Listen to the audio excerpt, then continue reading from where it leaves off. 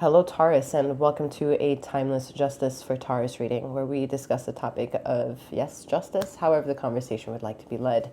Bear in mind a few things that you, the listener, may find that these interpretations could come across to you as merciful and or merciless. However, bear in mind this is in true form to the highest vibrational honor that I can relate these energies that I interpret for this channel, which is specifically for Sekhmet. To reach your sister channel, because I do run two separate channels, you can find that via the description box below, as well as finding out different links, and one of those will bring you into further disclosure as to who I am as seventh and how I offer what I offer. Bear in mind again also that you have tapped into a collective reading that I, seventh, am holding at this time. This is not a personal one-on-one connection that you and I have set time for, so utilizing your discernment to take the bits and pieces that resonate and leave anything behind with me that may not have is imperative. Please remember, femininity and masculinity are non-gender specific. However, both have both energies, all right? Feminine and masculine, both have feminine and masculine within. Lastly, whatever brings you here, however you're affiliated to the terms of Taurus and or the latter, is again also to be held in as true form. I can't fucking speak, pardon me. Yeah, whatever brings you here, welcome. This is happening.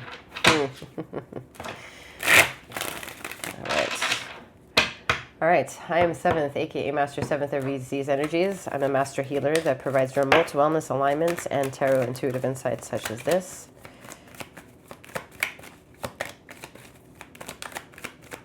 I feel like some analogies to this energy could be like walking on eggshells, placing a right foot in front of the other, taking a step back if needed. Like it's very cautious, but also very exact at the same time. There's a lot of cards. Okay.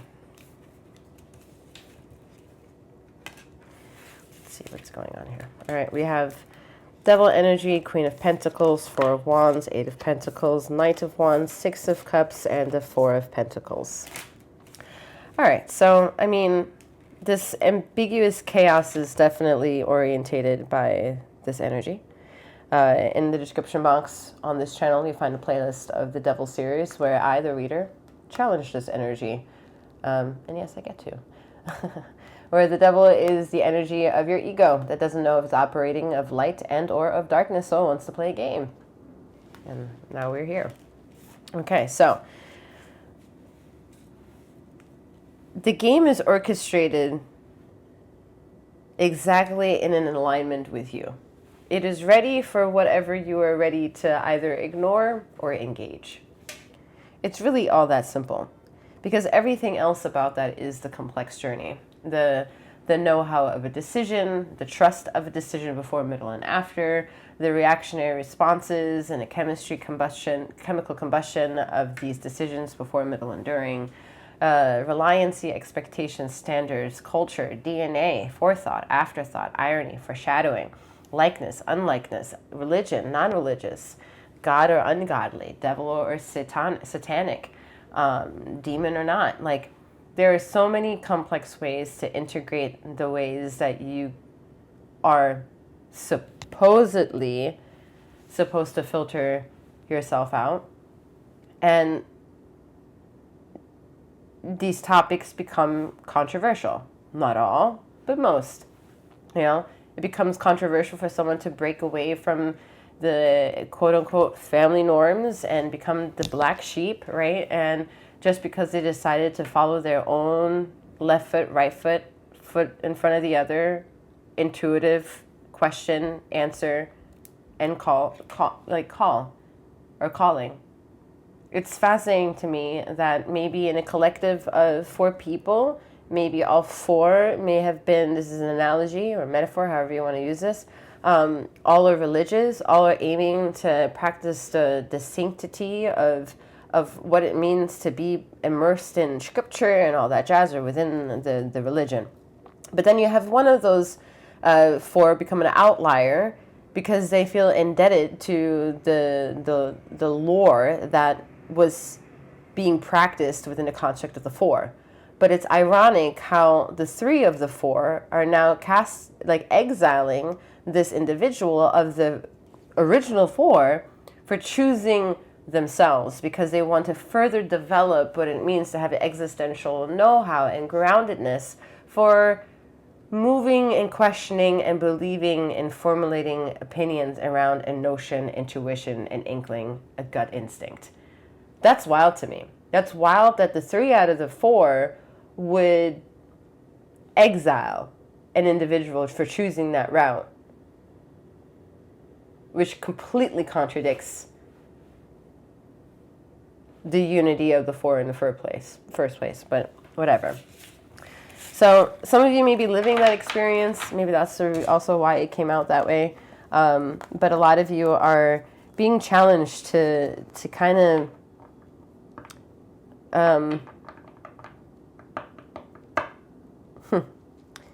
to really understand the temple of your mind, all right? To really understand the four corners of the mind. And they don't have to be able to be made sense of by you. They don't need to be scientifically exactituded or fact-checked or omitted or erased or denied, okay?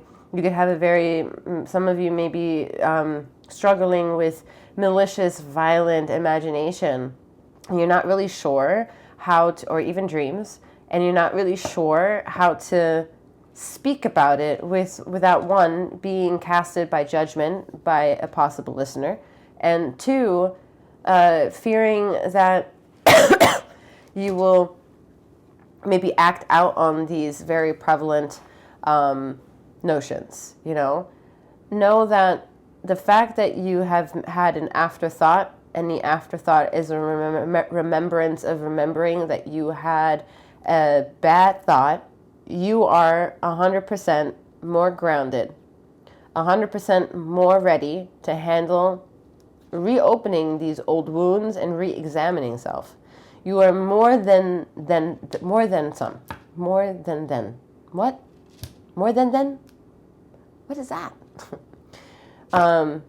You're more of that and then some, okay?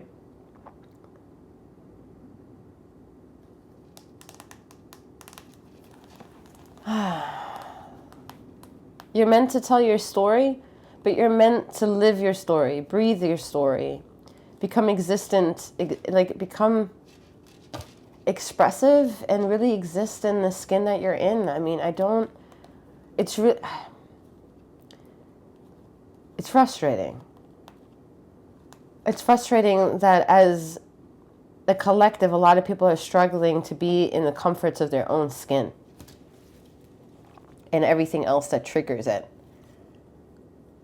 And the crazy part is that most people will point the bullet to themselves. Meanwhile, they're the only ones trying to further get close to someone or something. Idealistically, they want to get closer to themselves, but every time they do so, they feel left broken, unheard, unlistened to, unempathetic, unsupported, and just felt lost.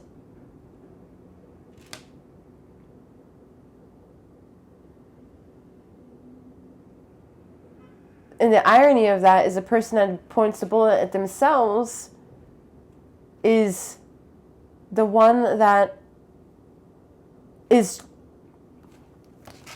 quote unquote, the most sensitive, right? The most open and willing to be raw and unadulterated of what it means to be afraid of themselves.